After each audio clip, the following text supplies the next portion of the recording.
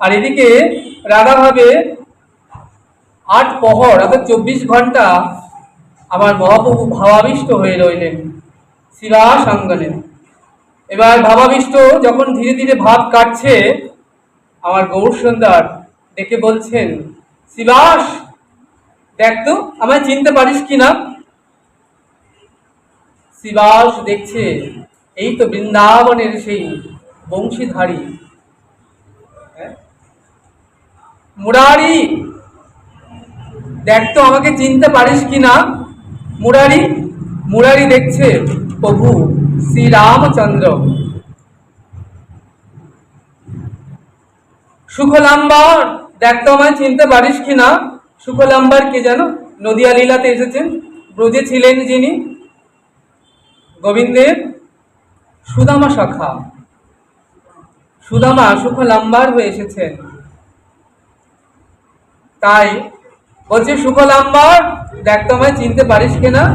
সুখলাম্বার দেখছেন সেই ব্রজের কানাইয়া, যে যার ইষ্ট সে তাকে দেখছে। আজকে মুরারি দেখছে যেন সাক্ষাৎ ধনুর্ধারী শ্রী রামচন্দ্র দাঁড়িয়ে আছেন, যিনি ছিলেন পবন নন্দন হনুমান।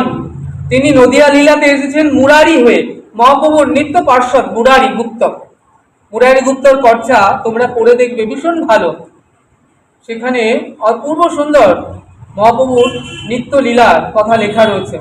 তা বলছেন যে নদিয়া লীলা যখন মুরারি গুপ্ত এসেছেন, গৌর সুন্দর তিনি কি করছেন, কৃষ্ণ কৃষ্ণ জপ করছেন, আর পাশে বসে মুরারি রাম রাম রাম রাম রাম রাম জপ করছেন। গৌর সুন্দর মুরারিকে ডেকে বললেন, মুরারি এমন সুন্দর মানব জন্ম পেয়েছ, এমন জন্ম হয় কি না হয়। তুমি এমন সুন্দর দুর্লভ মানব জন্ম পেয়ে তুমি বৃন্দাবনের অপ্রাকৃত রাধা মাধবকে ভজলে না মুরারি। তাই আমি বলি কি মুরারি, তুমি রাধা গোবিন্দের সেবা করো, রাধা গোবিন্দকে ভজনা করো, এটা আমার আদেশ। মহাপ্রভু আদেশ করলেন মুরারিকে। মুরারি বললেন, আচ্ছা প্রভু আমি চেষ্টা করব। সারা রাত ধরে মুরারি ধ্যান করছেন চোখ বন্ধ করে রাধা গোবিন্দের সেই যুগল রূপের। কিন্তু সারা রাত ধরে ধ্যান করে প্রভাত কালে যখন সুরধনী গঙ্গা এলেন মুরারি স্নান করতে, এমন সময় দেখছেন গৌর সুন্দর আসছেন সুরধনী গঙ্গার ধার বেয়ে। অমনি মুরারি কাঁদতে কাঁদতে প্রভুকে বলেন, প্রভু গো হলো না প্রভু। দুবার বললেন গৌর সুন্দরকে, হলো না। গৌর সুন্দর বললেন, মুরারি হলো না কেন বলছো? আমি তো কিছুই বুঝতে পারছি না। গৌরহরি একটু কৌতুক করে মুরারির অন্তরের কথা আরো পূর্ণাঙ্গ রূপে জানতে চাইলেন। মুরারি তুমি আমায় বললে হলো না, একটু ভেঙে বলো, আমি বুঝতে পারছি না কি হলো না। মুরারি বলছেন, প্রভু তুমি আমায় বলেছিলেন অপ্রাকৃত রাধা গোবিন্দের সেবা করতে। আমি সেই রাধা গোবিন্দের সেই রূপটাকে আমার ধরা হলো না, আর আমার যে রাম নাম সেটাও ছাড়া হলো না। তাই প্রভু হলো না। পাশে নিত্যানন্দ দাঁড়িয়েছিলেন। নিত্যানন্দ হাত দিয়ে চাপড়ে বললেন, মুরারি রাম নামের প্রতি তোমার যে নিষ্ঠা, কেন আমার মধ্যে এমন নিষ্ঠা হয় না? কেউ যদি ভজন করতে চায় তাহলে মুরারির থেকে যেন ভজনটি শিখে নেয়। নিষ্ঠা কাকে বলে? আমাদের তো নিষ্ঠাই কোথায়? আমরা দুর্গা পূজা করি, শীতলা পূজা করি। এখন শীতলা পুজো 2 দিন আগে তো হয়ে গেল শীতলা পুজো, তারপরে আমরা চণ্ডী পূজা করছি, আমরা নানান দেব দেবতার উপাসনা করছি। নিষ্ঠা কোথায়? একনিষ্ঠা না হলে কখনো ভজন ত্বরান্বিত হয় না। তোমার ভজনের মূল এক হতে হবে। তুমি যাকে ভজনা করো, সমস্ত দেব দেবতাকে, তুমি সমস্ত দেবীদের উপাসনা করো, আবার এই জন্ম কেটে যাবে, লক্ষ জন্ম ভ্রমণ করতে করতে যখন তুমি গুরুপাদ পদ্ম আশ্রয় করে তুমি যখন জানতে পারবে কৃষ্ণ আদি পুরুষম তমহং ভজামি গোবিন্দ জগতের আদি পুরুষ, তাকেই আমার ভজন করা উচিত।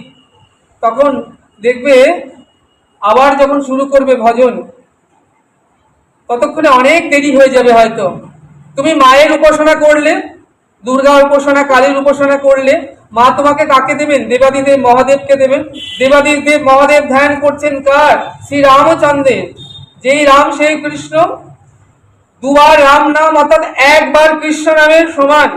তাহলে যেই রাম সেই কৃষ্ণ, তাহলে সেই কৃষ্ণের কাছে আবার তোমাকে এনে দেবেন।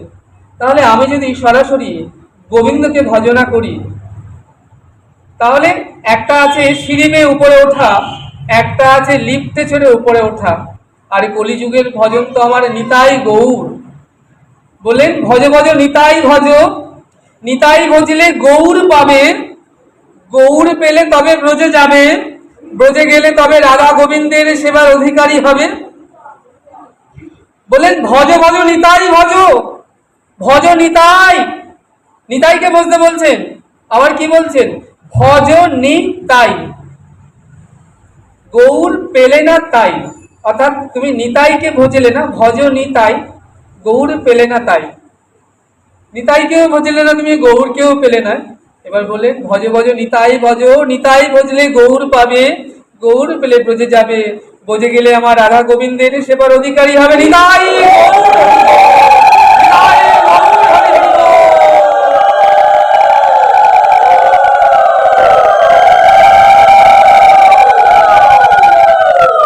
আজ শিবাস অঙ্গনে যখন আমার গৌর সুন্দরের ভাবাবেশ কেটে গেল, তখন গৌর হরি কি করছেন?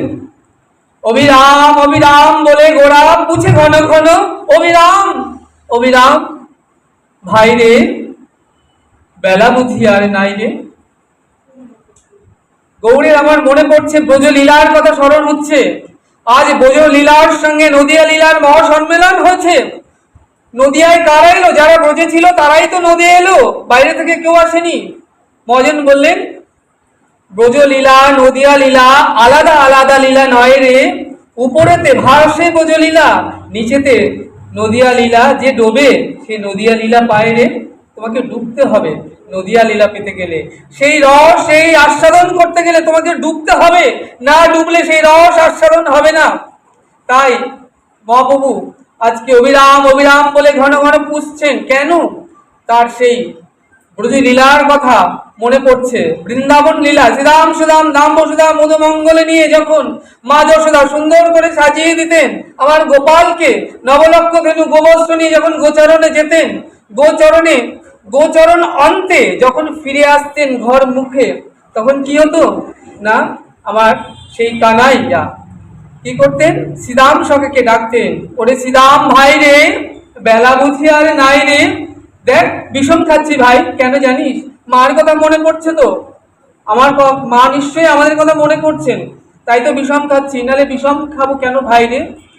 ওই দেখ পূর্ব গগনের সূর্য পশ্চিম আকাশে ঢলে পড়েছে, বেলা বুঝি আর নাই রে। ওরে শ্রীরাম ভাই রে চল আমরা আপন ঘরে ফিরে যাই রে।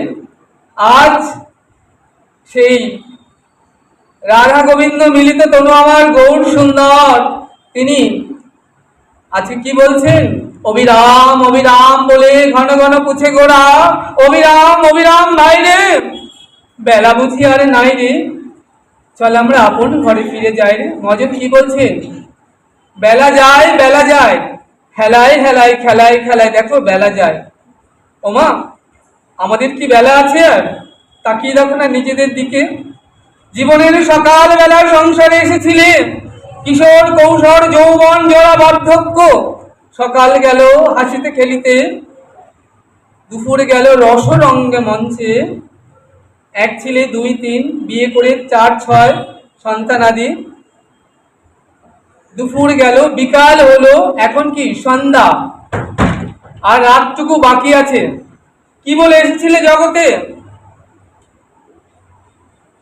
যখন ফিরে যাবে কি বলবে তাকে, কি কৈফিয়ত দেবে? শিশু যখন পঞ্চমাস মাতৃ জঠরে থাকে, তখন ভগবানের সাক্ষাৎকার হয়, কেমন থাকে? শিশু মাতৃ জঠরে রক্ত মল মুক্ত বিস্তার ভান্ডারের মধ্যে মাথাটা নিচের দিকে, পাটা ঊর্ধ্বগামী হয়ে, তখন করে জড়ে কত প্রার্থনা করে গোবিন্দকে, হে প্রভু তুমি আমাকে এই নরক যন্ত্রণা থেকে মুক্ত করে দাও। গোবিন্দ সেদিন বললেন, ওরে আমি তো মুক্ত করে দেবো, কিন্তু মুক্ত করে দেবার পর তুই কি করবি? কেন শ্রীহরি?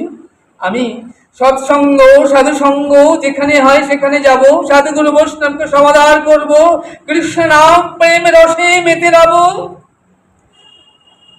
দেখো মা, সেদিনের দেওয়া সে কথা কিন্তু আমরা ভুলে গেলাম। আমরা এই সংসারে যখন এলাম, এসে কি বলছি? আমার মা, আমার বাবা, আমার ভাই, আমার কাকা, আমার আর আমিত্বে মেজে রইলাম। এই সংসারে আমরা যত কথা বলি আমার আর আমি দিয়ে বলি, আমার আর আমি ছাড়া কোনো কথা বলি না। কিন্তু এই বাড়িটা কার? আমার। এই মন্দিরটা কার? আমার। এই স্ত্রী কার? আমার। সন্তান কার? আমার। ব্যাংক ব্যালেন্স আমার, টাকা আমার, গাড়ি আমার, আর আমার আর আমি, এই শরীরটা আমি, তাই না? তাহলে আমার আর আমি মানে অহমিকা বোঝায়, তুমি মালিক। কিন্তু গোবিন্দ যদি জগতের কর্তা হন, তাহলে তুমিও কর্তা। তাহলে একটা সংসারে দুজন কর্তা না। তুমি যদি নিজেকে দাসানুদাস মনে করো যে আমি দাসানুদাস, তাহলে কি হবে? ভাবটা পাল্টে যাবে। মা, এই বাড়িটা কার? গোবিন্দের। মন্দিরটা কার? কৃষ্ণের। মেয়েটা কার? আমার রাধারানী। ছেলেটা কার? আমার গৌর সুন্দরের। এই সংসার কি? প্রভুর। সব তার। প্রভু তোমার সংসার, তোমার সব কিছু। আমি শুধু লালন পালন করি। কেমন? ব্যাংকের ক্যাশিয়ারের মতো প্রত্যেকদিন লাখ লাখ টাকা গুনি, লেনদেন করি, কিন্তু 1 টাকা যদি নিজের পকেটে গুঁজি না, হাত করা লেগে যাবে, সংসারের বন্ধনে তুমি বাধা পড়ে যাবে। তাই সব করো নিরাসক্ত হয়ে, পাকাল মাছের মতো সংসারে থাকো। পাকে থাকো, গায়ে কাদা লাগবে না। পদ্ম যেমন পাকে ফোটে, কিন্তু দেখো পদ্ম যতই বৃষ্টি হোক, জল হোক, জলের উপর কিন্তু সে তার সৌরভে, তার সৌন্দর্যে জগৎকে আকৃষ্ট করে থাকে। তুমিও তোমার ভক্তিতে, প্রেমে, তোমার শুদ্ধতায়, তোমার নিষ্ঠায়, তোমার আকুলতায় তুমি জগৎকে মাতিয়ে রাখো। সংসার মধ্যে যত বন্ধনে তুমি জড়াবে না, তত এক একবার একটা করে প্যাচে তুমি আবদ্ধ হয়ে যাবে। তাহলে এমনও দুর্লভ মনুষ্য জন্ম পাইয়া, তুমি যদি এমন জন্ম হয় কি না হয়, মহাজন বললেন, তাহলে এমন জন্ম পেয়েও যদি তুমি সেই জন্মের উপকার না নাও, এই জন্মটা পেয়েও তুমি রাধা গোবিন্দের সেবা না করো, আমার গৌর সুন্দরকে না ভজো, তাহলে তো আবার তোমাকে 84 লাখ জনিতে আবার ভ্রমণ করতে হবে। আর যদি তুমি চাও এই জন্মেই তুমি হরি ভজন করে ব্যাক টু গড হেড তুমি ভগবদ্ধাম প্রাপ্ত হতে পারো, তাই না? সংসার করো অনাসক্ত হয়ে। নিজের বলে কিছু দাবি করো না যে আমার সব কিছু, সব তার। আমি শুধু ওই রক্ষণাবেক্ষণ করি চৌকিদারের মতো, পাহারাদারের মতো। হে গোবিন্দ, যা করো তুমি, তুমি বিনে আর কে আছে আমার? ওরে আমি কারে বা ডরি? আমার সাথে আছে গৌর হরি। ওরে আমি কারে বা ডরি? আমার সাথে আছে বংশীধারী।